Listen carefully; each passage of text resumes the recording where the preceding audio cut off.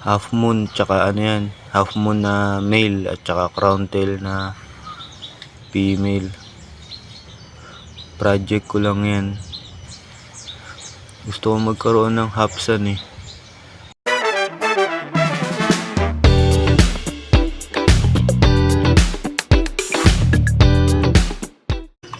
Good morning guys Magpapakain tayo ngayon ng BBS sa mga fry.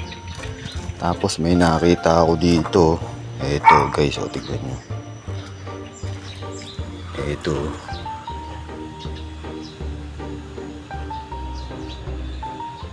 Ayan, makikita nyo nasa loob niya. Tignan nyo.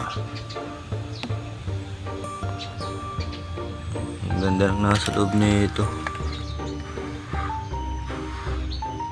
Na-tsempuhan ko sila. Nagme-mate. Ayan o. Na-tsempuhan ko sila. Ito yung pinagsama ko kahapon eh. Ngayon pa lang sila ayan o. Ayan. Half moon tsaka ano yan, half moon na male at tsaka crown tail na female. Project ko lang yan. Gusto ko magkaroon ng hapsan eh. Ayan, nanigas na yung babae. Ganyan sila mag-mate.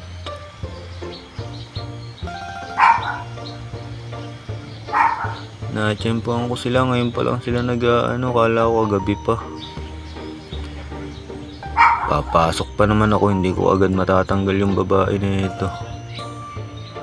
Yung female.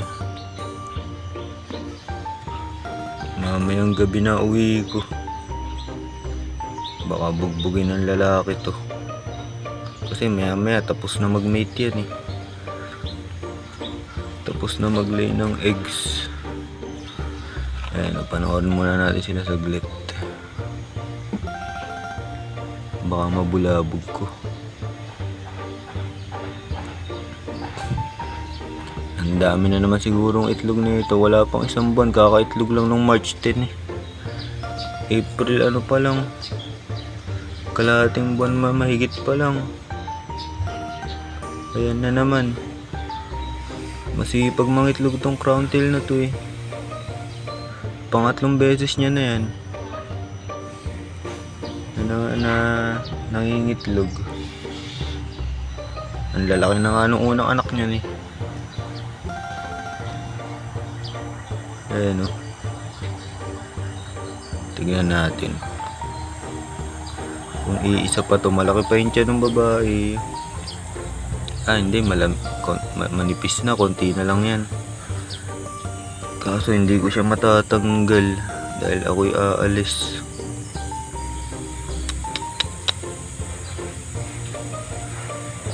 Ayan o. Sana bago ako umalis mamaya,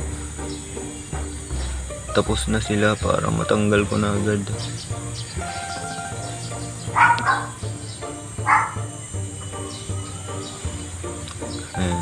Ayan o, naglalaglag na itlog. Nakikita nyo, ayan.